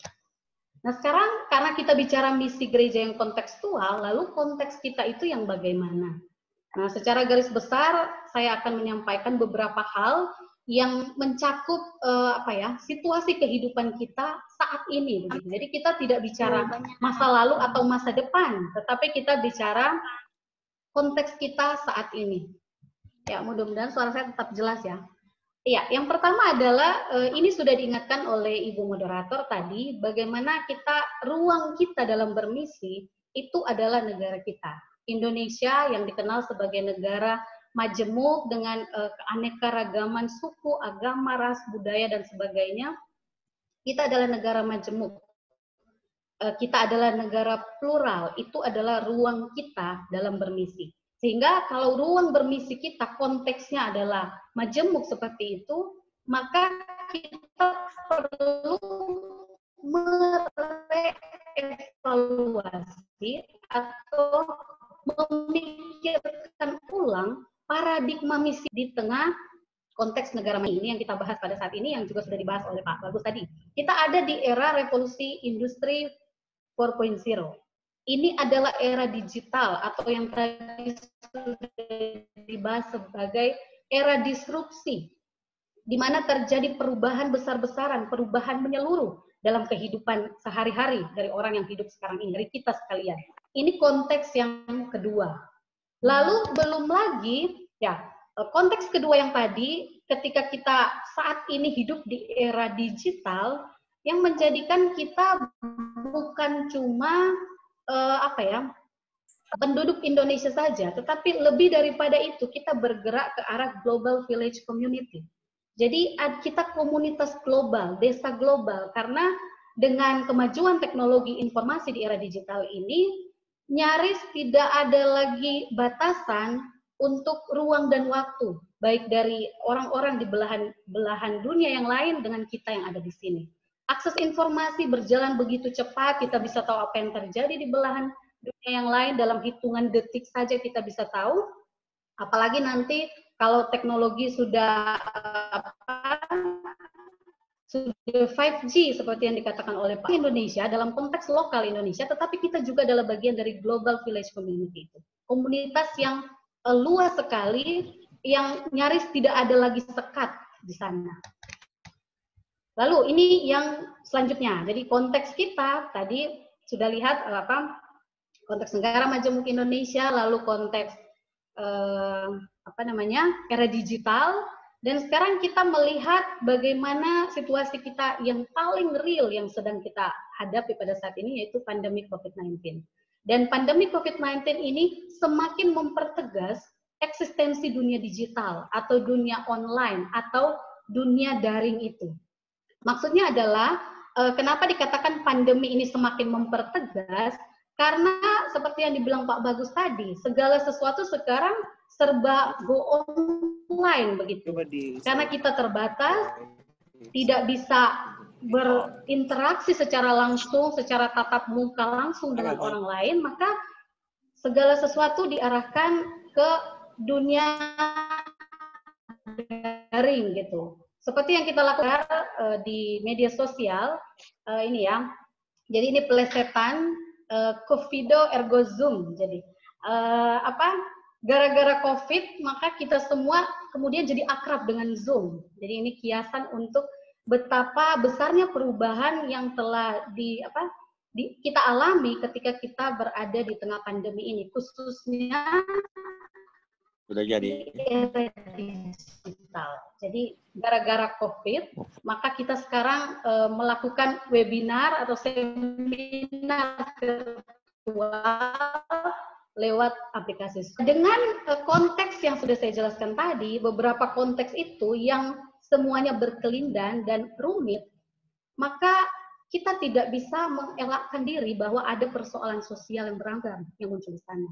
Ada persoalan-persoalan sosial yang muncul sebagai imbas dari era digital maupun pandemi COVID-19 ini. Jadi ada persoalan-persoalan yang muncul. Nah, itu yang akan saya bicarakan pada saat ini, bagaimana untuk melihat bahwa yang namanya itu bukan cuma soal orang atau kelompok kelompok marginal misalnya, tetapi juga bisa kita lihat dalam konsep isu atau persoalan itu sendiri. Seperti apa nanti kita lihat sebentar. Nah, sebelum kita masuk ke situ, ini anggap saja sebagai bagian refleksi kita masing-masing. Silakan dijawab sendiri. Boleh juga kalau mau share di kolom chat tentang isu sosial. Jadi gereja itu kan dalam menjalankan misi berurusan dengan persoalan-persoalan sosial. Keterlibatan sosial gereja tidak perlu dipertanyakan lagi kalau kita bicara misi. Karena memang gereja diutus untuk terlibat dalam dunia sehari-hari begitu. Jadi bukan hanya berkutat di ruang lingkup internal gereja saja. Lalu ini menjadi pertanyaan kita. Isu sosial apa? Kita sebagai warga gereja melihat kenyataan yang ada di gereja kita, apa kira-kira isu sosial yang sedang menjadi perhatian di gereja kita? Lalu pertanyaan kedua, apa isu sosial atau persoalan sosial yang menurut kita belum tersentuh sama sekali oleh gereja? Ini pertanyaan mudah-mudahan bisa menggugah rasa penasaran kita, tapi juga kepekaan kita untuk menilai, untuk mengkritisi gereja kita masing-masing. Kira-kira perhatian gereja kita kemana saat ini? Lalu isu apa yang sebetulnya penting tetapi tidak tersentuh sama sekali oleh gereja? Ini saya akan coba cepat saja. Nah, ini ya Bapak Ibu, saudara-saudara sekalian, isu sosial yang ada di sekitar gereja. Cuma gereja, tapi kalau organisasi apapun itu, ketika menentukan, bahkan kita secara pribadi ya, ketika kita menentukan yang mana yang mau kita dahulukan dari sekian banyak persoalan, maka kita punya skala prioritas. Apa yang mau didahulukan? Apa yang mau didahulukan, gitu kan? Jadi kita punya skala prioritas. Dan dalam skala prioritas itu mau tidak mau, untuk persoalan-persoalan yang mungkin dianggap remeh, dianggap kecil, tidak begitu penting, yang kemudian tidak tersentuh sama sekali. Maka di sini, di dalam gereja kita melihat bagaimana ada semacam kontradiksi antara persoalan-persoalan besar dengan persoalan kecil tetapi nyata. Nah, ini adalah persoalan-persoalan yang tidak familiar biasanya. Yang bagi gereja tidak itu urusan pribadi atau itu urusan pemerintah misalnya. Jadi tidak diseriosi oleh gereja. Mohon untuk yang mikrofonnya hidup. Ya. Jadi ketika kita sudah bicara tentang isu-isu besar atau persoalan besar dengan persoalan kecil tetapi nyata, maka dalam skala prioritas gereja kita akan menemukan margin di sana. Kita akan menemukan pinggiran di sana. Seperti yang saya katakan tadi, bukan hanya soal orangnya yang menjadi margin atau menjadi kaum marginal, tetapi isu atau persoalan yang diseriusi oleh gereja itu juga punya margin atau punya pinggiran, yaitu persoalan-persoalan yang dianggap marginal, yang dianggap tidak populer, sehingga tidak perlu untuk disentuh oleh gereja. Nah, saya memberikan contoh di sini, ini masih bisa kita tambahkan daftar lain, kira-kira yang dimaksud dengan margin dalam konteks kita itu siapa saja. Misalnya orang dengan disabilitas, orang miskin, ini biasanya perhatian utama dari misi. Tapi seperti yang dikatakan oleh Pak Niko tadi, banyak gereja terjebak pada diakonia karitatif. Jadi ya memberi pada saat itu saja, belum tentu juga karena solidaritas gitu. Lalu ada masalah pengangguran, orang-orang yang kemudian gara-gara COVID tidak bisa lagi punya pekerjaan, atau gara-gara era digital tergerus, tidak lagi butuh tenaganya sehingga menjadi pengangguran, atau yang memang belum punya pekerjaan sama sekali. Lalu ada kasus depresi yang belakangan kita dengar yang menyebabkan orang kemudian memutuskan untuk bunuh diri tanpa ada tanda-tanda, tanpa ada kita melihat tanpa orang itu menceritakan apa persoalannya, tiba-tiba ada peristiwa bunuh diri misalnya gara-gara orang depresi. Lalu ada juga kaum pinggiran perempuan. Nah, ini mungkin isu bisa beda-beda setiap daerah ya. Jadi sesuai dengan konteks masing-masing. Lalu anak-anak juga mungkin masuk dalam kaum pinggiran itu dan sebagainya. Jadi ada banyak sekali, entah itu siapa atau apa. Kaum marginal atau persoalan yang kita anggap itu marginal sehingga tidak perlu untuk disentuh oleh gereja. Ini ada kutipan yang saya ambil dari salah satu bukunya John Stott. Dia menceritakan bagaimana seorang perempuan menuliskan kritiknya terhadap gereja. Nah, ini saya tidak baca keseluruhan, tapi contohnya saja. Saya kelaparan dan Anda membentuk kelompok diskusi untuk membicarakan kelaparan saya. Saya terpenjara dan Anda menyelinap ke kapel Anda untuk berdoa bagi kebebasan saya. Saya telanjang dan Anda mempertanyakan dalam hati kelayakan penampilan saya, dan seterusnya. Bapak Ibu bisa baca sendiri. Jadi bagaimana kritik terhadap gereja yang pada permukaan itu kelihatan begitu suci, begitu dekat kepada Allah, begitu saleh, tetapi warga jemaat atau orang-orang yang ada di sekitar gereja itu justru tidak mendapatkan apa yang mereka butuhkan. Jadi ini kritik terhadap gereja. Jangan-jangan itu juga terjadi di gereja kita.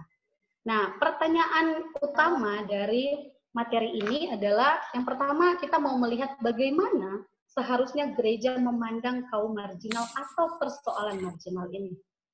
Lalu yang kedua, apa yang sudah, sedang, dan akan dilakukan gereja untuk mereka. Kalau sudah ada awareness, sudah ada kesadaran atau kepekaan bahwa, oh iya, di gereja kita ternyata ada kelompok marginal tertentu. Nah, untuk itu saya mengajak kita semua dalam materi ini melihat pemikiran dari Letty Russell dan Philip Vickery. Jadi ada dua pemikiran yang akan kita lihat di sini. Dan nanti saya akan cepat saja, mungkin bisa berkembang di diskusi. Intinya, Letty Russell itu, ini bicara soal margin ya, margin.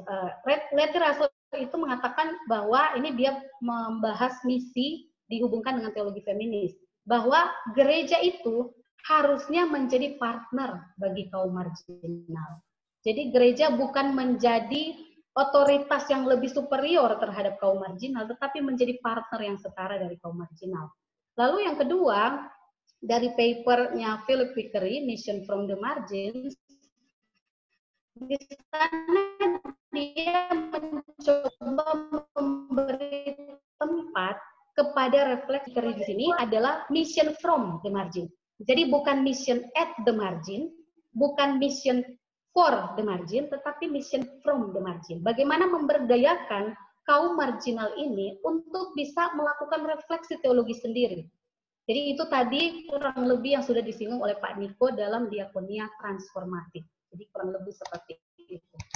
Nah, ada beberapa prinsip yang bisa ditawarkan oleh baik Russell maupun Vickery untuk bagaimana gereja melihat posisinya di hadapan kaum marginal. Yang pertama adalah yang dia sebut sebagai the table talk of solidarity.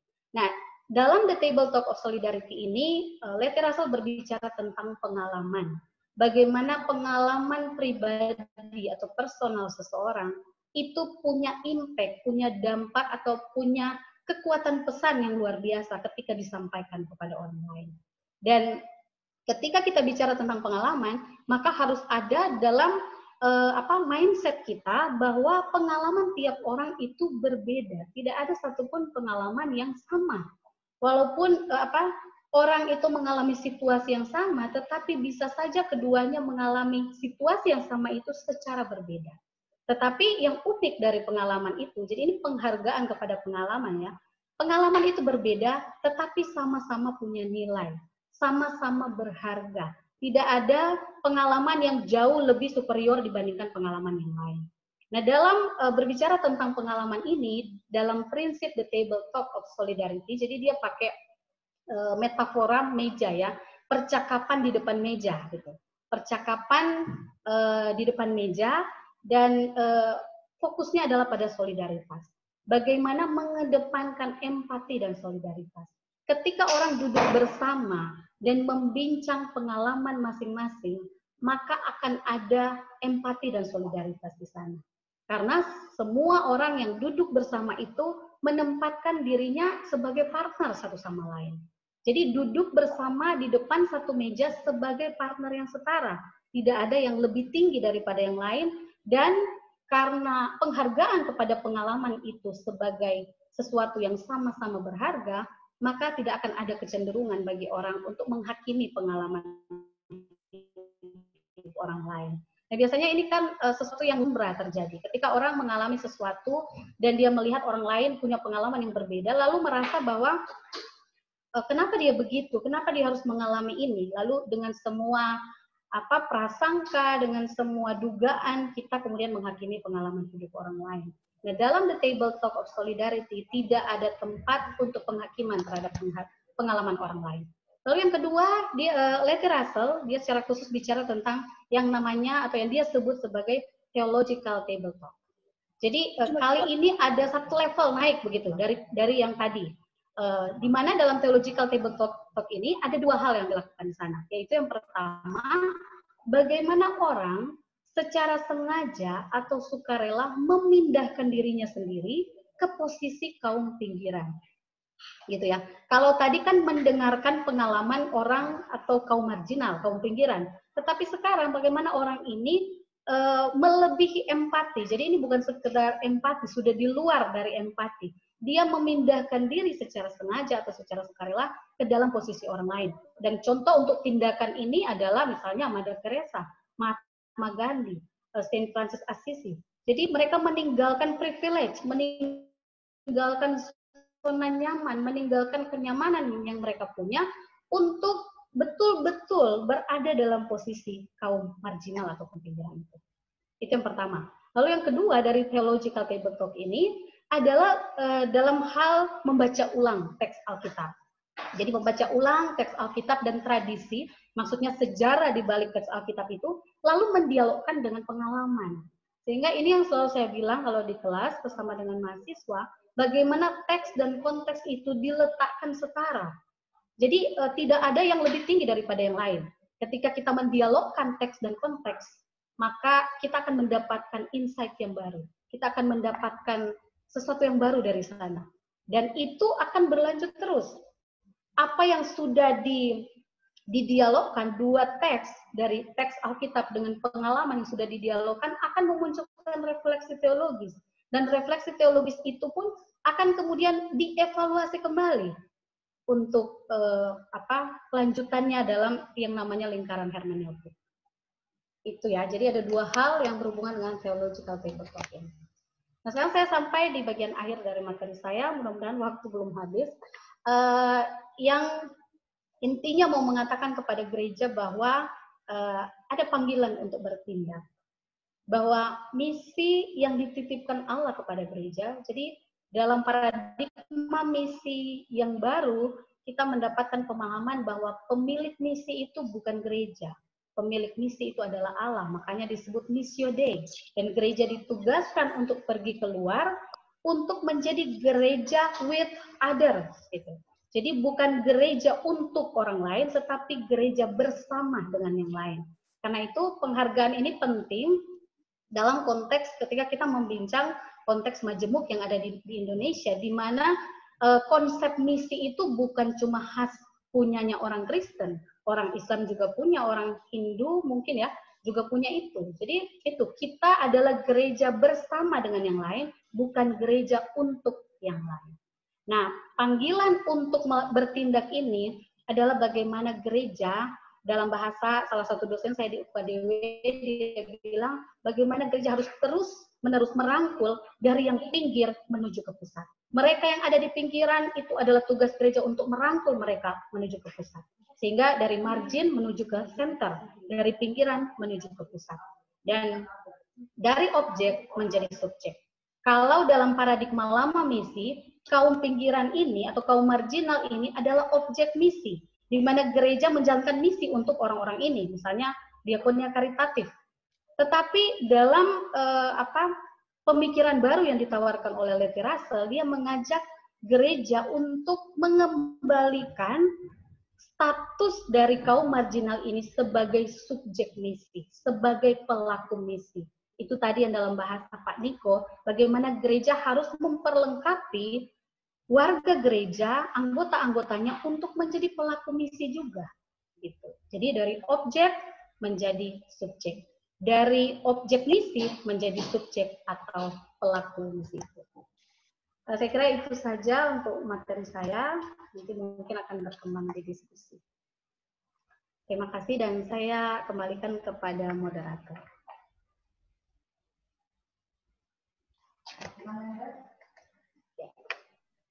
Oke, baik. Diucapkan terima kasih kepada Ibu Lady Asterina Lontaan, MSIPO. Kami ingatkan sekali lagi sebelum kita masuk ke kesimpulan materi yang ketiga, kepada para peserta untuk mengetik pertanyaan baru kepada ketiga narasumber kita hari ini. Dipersilahkan. Sedangkan untuk kesimpulan dari materi yang ketiga, terkait tidak ada definisi tetap tentang misi, tidak ada definisi final. Harus memikirkan definisi misi di tengah konteks kita yang majemuk. Misi di tengah kaum marginal, gereja harus menjadi partner dari kaum marginal. Mission from the margin, pemberdayaan terhadap kaum marginal untuk mereka yang berefleksi dan bebas terhadap diri mereka. Dan yang terakhir, pemilik misi gereja adalah Allah itu sendiri. Allah yang hadir with another.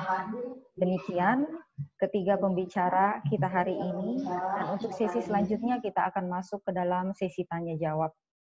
Untuk pertanyaan yang pertama diberikan kepada Pendeta Dr. JN Gara STH MA. Saya akan membacakan pertanyaan oleh Risno Tampilang. Sebentar.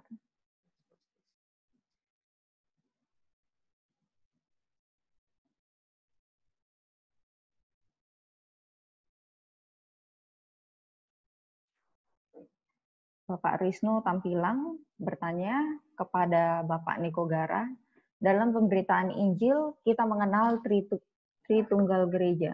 Tritugas gereja itu bersaksi, bersekutu, dan melayani.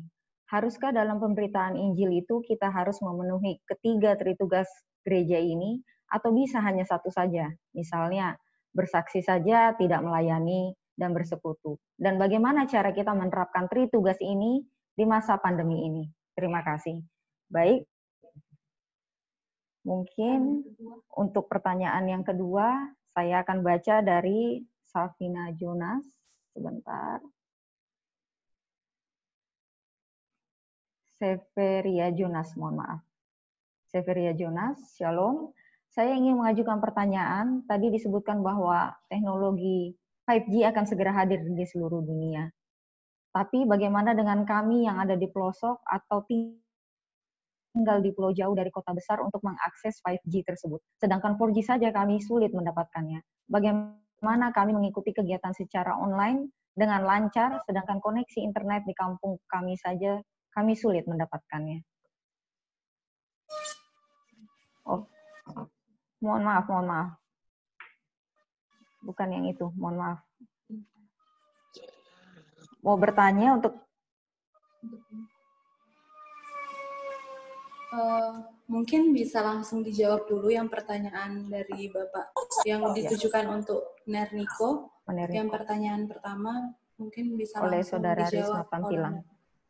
Ya. Silakan. Oke, terima kasih Bu Moderator. Terima kasih saudara atau saudari Tampilang yang telah mengajukan pertanyaan tadi. Saya membuka presentasi saya dengan membuat lukisan gereja itu seperti sebuah 5 segitiga. Bentuknya seperti itu, dilihat dari perspektif misiologi. Jadi, kalau tidak ada salah satu sisi, berarti bukan gereja lagi. Gereja akan kehilangan identitasnya. Sehingga pertanyaan Anda yang mana yang semua harus terjadi.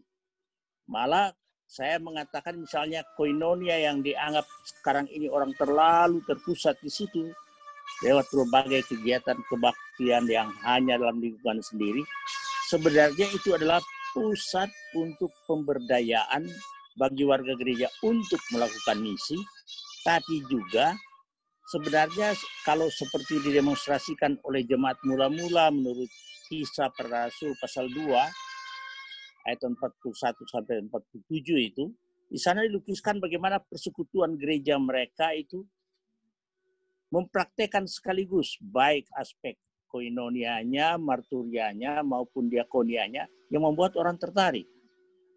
Orang mengikuti mereka. Jadi mereka mempraktekkan secara total. Jadi tidak ada pisah-pisah, seharusnya semua berlangsung. Kalau perlu, kalau istilah bola kaki itu total football. Semua berjalan serempak. Tidak dapat dipisah-pisahkan. Sebab saya misalnya menulis tentang ritus dan misi. Nah, ritus kan biasanya kegiatan-kegiatan yang hanya ritual saja. Tapi itu sebenarnya adalah, katakanlah, landasan dari misi. Dari situ orang mendapat inspirasi untuk menunaikan misi. Dan setelah dia terjun ke dunia misi itu, dia kembali ke praktek ritual itu untuk mengevaluasi, berefleksi, memperhadapkan pengalaman yang dia alami itu dengan, katakanlah, firman Tuhan. Saya kira itu saja supaya singkat saya bisa menjawab seperti itu. Jadi secara total tidak ada yang mulai tekanannya harus di sini, harus secara total. Dan kalau saya mau ditanya apakah dalam pengamatan saya gereja-gereja sudah melakukan itu, dengan jujur saya harus katakan memang masih terlalu berat pada aspek, katakanlah, kesan itu. Ya. Makanya gerejanya inklusif. Belum inklusif. Kalau gereja yang inklusif, dia bisa melakukannya untuk orang lain juga, dan di sana misi itu berbicara. Saya kira itu dulu komentar saya, sebab ada pertanyaan lain saya dengar tadi.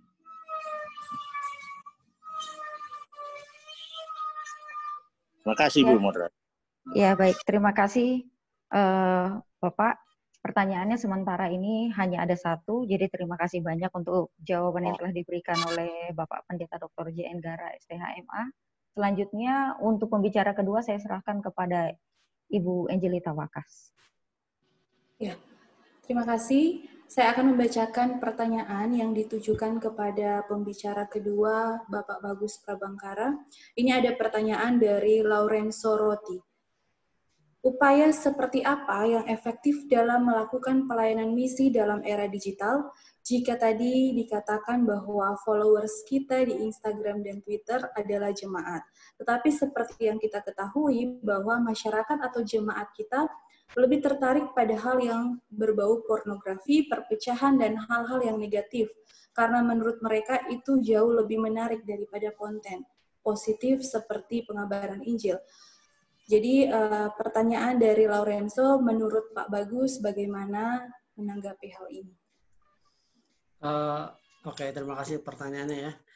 Jadi kembali lagi adalah, saya suka tadi kata-kata kontekstual sih. Kalau kita memberitakan Yesus secara online, tapi dengan khotbah. Orang pasti nggak suka, ya kan? Ya khotbah kita aja kata malas juga dengan khotbah terus di gereja dengan khotbah, ya kan? Di YouTube dengan khotbah malas juga kan kita kan.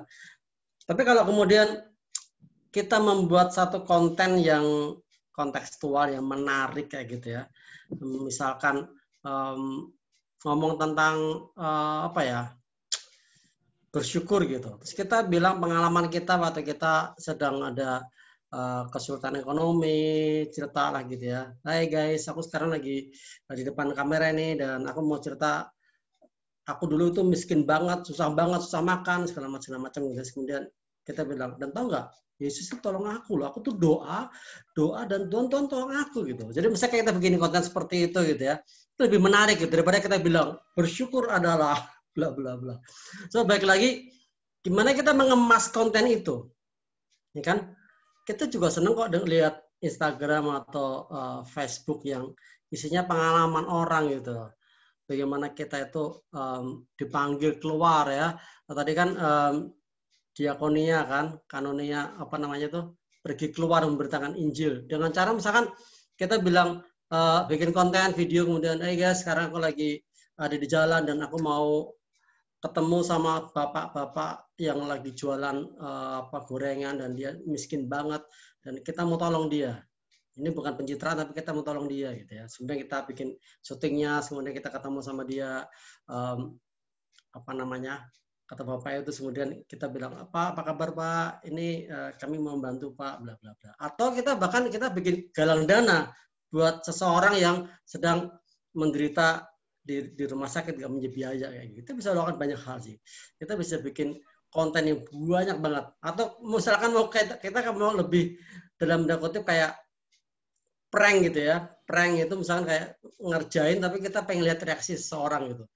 Kita kan bilang gereja itu tempatnya orang-orang yang baik, orang-orang yang ramah, orang-orang yang senang menolong. Bagaimana kalau kemudian kita bikin misalkan konten tersembunyi yang orang yang apa ya cuma camping kayak gitu, pakaiannya lusuh kayak gitu, kemudian masuk gereja. Kira-kira ditolak atau sama Asar apa enggak gitu ya? Asar tuh mau salaman enggak? Itu kan satu konten menarik. Sebenarnya saya juga pengen sih bikin seperti itu gitu ya. Atau kita bilang kan Asar kan dia salaman tuh kan, salaman. Nah kira kita bikin prank, bikin satu konten misalkan kita pengen lihat nih, kira-kira Asarnya itu dia berani enggak ya untuk salaman dengan orang yang habis bersin. Jadi kita mau mendekat gereja kita bersin, kosing gitu ya. Salaman gitu. itu konten yang berbeda gitu ya. Yang kita bisa lakukan di dunia online. Intinya adalah kita bikin konten yang nggak standar, nggak khotbah doang. Orang khotbah mesti nggak tertarik ya. Artinya orang mungkin kok lebih suka lah nonton video, nonton film gitu ya. Tapi kalau kita bikin video yang menarik, video yang membumi kayak gitu, ya pasti orang lebih suka kayak gitu ya. Saya bikin fakta Alkitab yang nonton bisa 1 juta orang, gitu kan. Atau kita bikin relationship nih. Saya nonton kemarin Ibu Heni Kristianus ya. Dia ngomong tentang relationship doang loh. Relationship dia khotbah tuh sama seseorang dipotong kontennya yang menarik, terus dimasukin di TikTok. Yang nonton di TikTok lebih banyak daripada nonton di YouTube-nya dia. Tuh coba tuh, yang nonton di YouTube dia cuma berapa ya? Sekitar berapa ratus ribu. Yang like konten dia di TikTok, yang orang lain bikin, padahal cuma 1 menit doang, itu bisa puluhan ribu gitu loh. 1 menit nih, dia khotbah setengah jam. So jadi kita harus berpikir kreatif untuk kemudian kita bikin konten yang menarik. Itu tantangannya seperti itu ya Mas. Nah, baik lagi saya mau promosi CBI, kita punya workshop bulan depan video production, bagaimana kita bikin video yang menarik kayak gitu ya. Kita bikin musik production, kita bisa public speaking. Ini sekali saya promosi nggak apa-apa ya. Yang pembicaranya Coki Sitohang, Pak Mark McLendon gitu ya. Igor Sekoji. So kalau kalian pengen mendalami untuk bisa bikin konten yang menarik gitu kan, beritain Injil secara lebih menarik, bisa join. Hubungin Pak Juanda aja. Itu aja sih dari saya. Terima kasih Ibu. Ya, terima kasih Pak Bagus. Dan untuk pertanyaan yang terakhir yang kami pilih itu ditujukan kepada narasumber yang ketiga untuk Ibu Lady Astarina Lontaan yang akan dibacakan oleh Ibu Hotliong. Ya, Silakan. baik. Terima kasih, Bu Angel. Pertanyaan untuk pemateri terakhir kita kepada Ibu Lady Astarina Lontaan MSc Teol oleh Tumbelaka Sylvia. Tujuan misi Kristen itu sebenarnya yang seperti apa? Strategi misi Kristen sendiri di era sekarang adalah untuk siapa? Apakah untuk orang-orang yang telah menjadi Kristen atau untuk mereka yang bukan orang Kristen? Dan bagaimana tanggapan pemateri mengenai kristenisasi atau mengkristenkan orang yang telah memeluk agama lain? Apakah itu juga bentuk misi Kristen? Apakah masih relevan dengan kondisi kehidupan berbangsa di Indonesia? Apa yang seharusnya menjadi fokus atau prioritas misi Kristen? Kepada Ibu Lady, singkat saja Ibu, dipersilahkan. Iya, baik. Terima kasih Ibu Moderator dan terima kasih kepada Sylvia yang sudah memberikan pertanyaan ini. Dan saya kira saya juga baca tadi pertanyaannya banyak sekali berentetan dan ini bisa jadi satu materi, satu topik webinar ya. Karena kalau kita mau membincang tentang misi itu untuk siapa, lalu kita kaitkan itu dengan kristenisasi yang tadi disebutkan oleh Sylvia, ini percakapan yang tidak mudah dan tidak bisa saya simpulkan begitu saja, gitu. Tidak bisa langsung disimpulkan karena seperti yang sudah saya bilang di pengantar tadi bahwa konteks kita itu adalah konteks Indonesia, punya agama, punya kepercayaan, punya budaya yang berbeda-beda. Nah, kalau kita membicarakan paradigma misi sekarang ini dengan masih dalam konteks kristenisasi, dalam konsep kristenisasi, maka saya kira itu akan berbenturan beda kepercayaan dengan kita. Maksud saya begini, saya pernah bilang ini di kelas misiologi, apakah kita mau ketika kita sudah punya agama, kita percaya kepada Tuhan yang kita imani, lalu orang dari agama lain datang dan mengatakan bahwa itu salah, kalian harus ikut saya. Nah, itu juga kan yang menjadi dasar apa yang kita tidak ingin orang lakukan kepada kita, jangan lakukan kepada mereka. Dan satu hal, kembali lagi ke konteks. Jadi dulu, ya mohon yang mikrofonnya hidup. Dulu itu ada pandangan tentang dari salah satu bapak gereja, kalau tidak salah Siprianus, yang bilang extras ecclesias nulla salum gitu. Di luar gereja tidak ada keselamatan, tapi dia bicara dalam konteksnya. Nah, sekarang paradigma misi itu berubah dari waktu ke waktu karena kita bergulat dengan konteks yang berbeda, yang berubah-ubah juga. Sehingga kalau kita sekarang mengatakan apakah misi yang dimaksud adalah kristenisasi, saya bisa bilang bahwa tidak lagi seperti itu. Meskipun itu bukan definisi final dari misi. Jadi ingat bahwa Indonesia di dalamnya bukan orang-orang yang tidak punya agama dan kepercayaan. Jadi yang menjadi yang berhubungan dengan teoriman tanpa melukai para penganut kepercayaan yang lain. Gitu. Jadi lebih baik berkutat pada hal-hal yang menyangkut misi kemanusiaan atau persoalan-persoalan sosial, di mana memang itu masih bisa bermitra bersama-sama dengan mereka yang berbeda kepercayaan. Kalau soal klaim-klaim teologis, misalnya Yesus satu-satunya jalan dan seterusnya, itu ya itu internal kita. Tetapi kalaupun kita mau menyaksikan itu, kita punya dunia digital. Tadi Pak Bagus sudah bilang, kita bisa memberikan kesaksian kita di sana. Saya kira itu tanggapan saya. Baik, terima kasih kepada Ibu Lady. Sebelumnya saya mohon maaf kepada semua peserta yang telah memberikan pertanyaan. Banyak sekali ternyata yang antusias kepada ketiga pemateri kita hari ini. Tapi sayang sekali waktu tidak memungkinkan untuk melayani satu persatu pertanyaan ini. Jadi kita mungkin bisa dilanjutkan untuk seminar volume 2 atau chapter selanjutnya seperti itu ya. Sepertinya antusiasnya luar biasa sekali. Jadi sebelum kita menutup pertemuan webinar kita hari ini, saya minta closing statement dari dua belah pihak. Yang pertama dari Bapak Pendeta Niko Gara dan yang kedua dari Bapak Bagus Prabakara.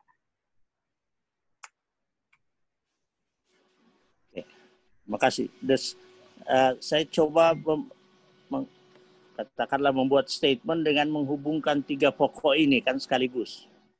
Jadi bahwa ternyata misi itu memang ditujukan kepada semua orang dan bahwa misi itu adalah keseluruhan kehidupan gereja, tidak kita pisah-pisahkan antara satu sisi dengan sisi yang lain.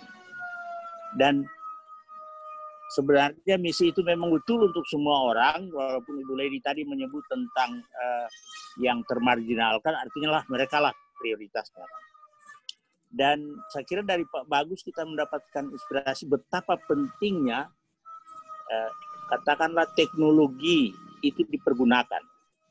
Sekedar share saja Pak Bagus, dulu waktu kami melakukan aktivitas di kalangan kaum terpinggirkan di tahun 80 itu, lalu ada seorang teman, almarhum Dr. George Adi Condro, membuat slide, dan slide itu ternyata diputar di sidang raya Dewan Gereja-Gereja Sedunia di Vancouver, Kanada sana. Orang senang dengar, mengikuti itu, cerita itu.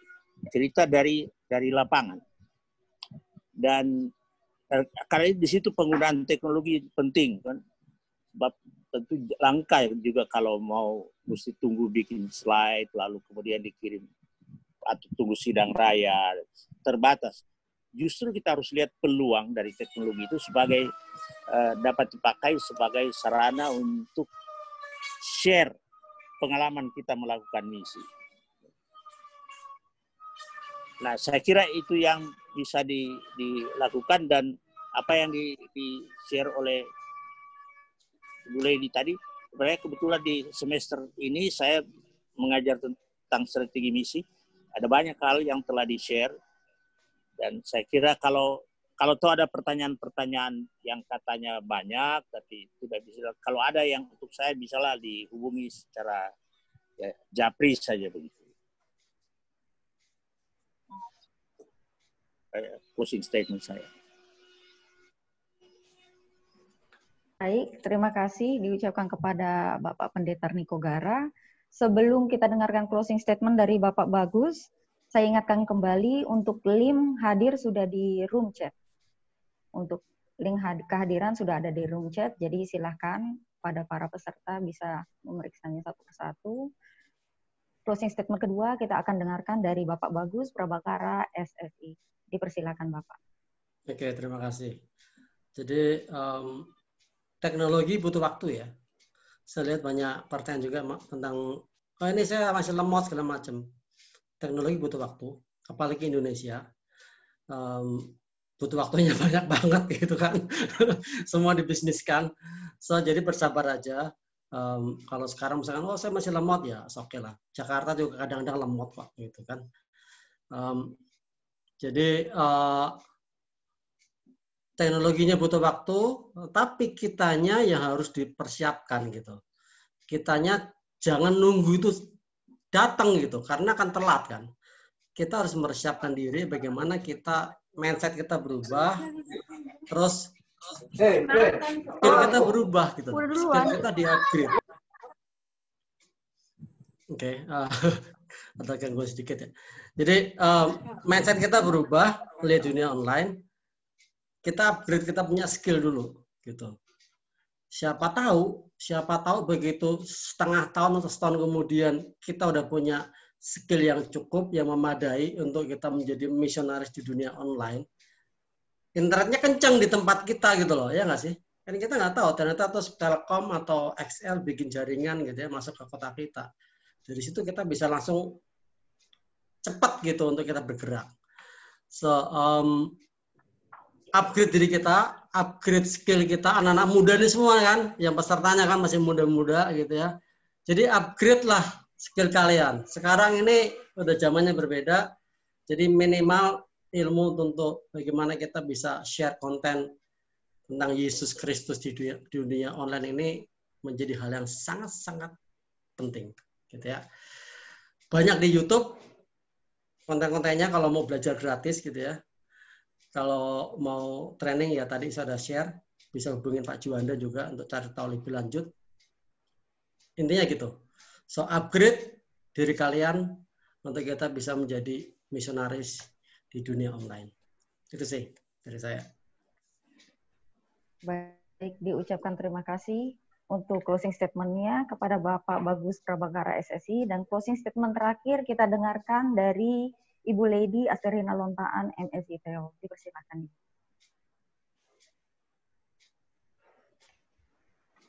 Baik, terima kasih Ibu Moderator. Jadi closing statement saya adalah saya mengingatkan ulang kepada kita sekalian selaku anggota gereja untuk memikirkan secara serius paradigma misi yang bagaimana yang mau kita pahami dalam konteks era digital, dalam konteks kemajemukan Indonesia, dan dalam konteks pandemi COVID-19. Kita punya multi konteks yang saling berkelindan, sehingga tugas kita bersama adalah merumuskan ulang paradigma misi untuk konteks kita yang sekarang. Lalu kalau bicara tentang kaum marginal, Yesus pernah bilang orang miskin selalu ada padamu. Jadi gereja tidak akan pernah kekurangan kelompok marginal. Selalu akan ada kaum pinggiran yang mungkin dibentuk oleh margin yang sebelumnya.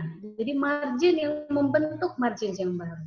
Sehingga pekerjaan rumah bagi gereja akan terus berjalan dalam rangka memberdayakan kaum margin ini, sehingga betul-betul misi itu adalah misi from the margin dan bukan misi for the margin. Jadi itu saja closing statement saya. Terima kasih. Dikembalikan pada Ibu Moderator.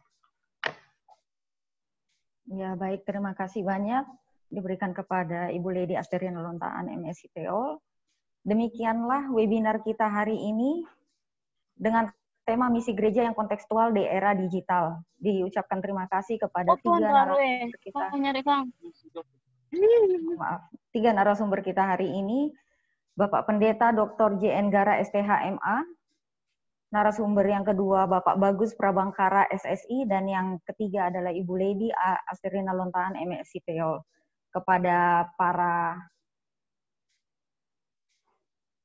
diucapkan terima kasih kepada para narasumber yang telah hadir hari ini, begitu juga kepada para peserta. Terima kasih banyak, kami berikan apresiasi untuk kepada semua peserta yang telah hadir hari ini.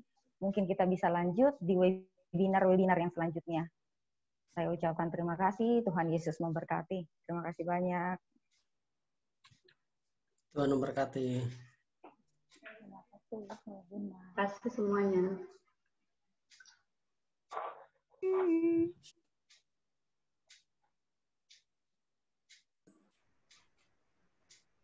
Terima kasih semuanya, Bapak Ibu narasumber dan juga peserta. Harap memperhatikan, saya lagi diingatkan untuk link daftar hadir peserta untuk segera diisi, karena begitu room Zoom ini dimatikan, maka link daftar hadir juga akan diberhentikan. Jadi harap memperhatikan link daftar hadir bagi peserta. Terima kasih semuanya. Tuhan Yesus memberkati.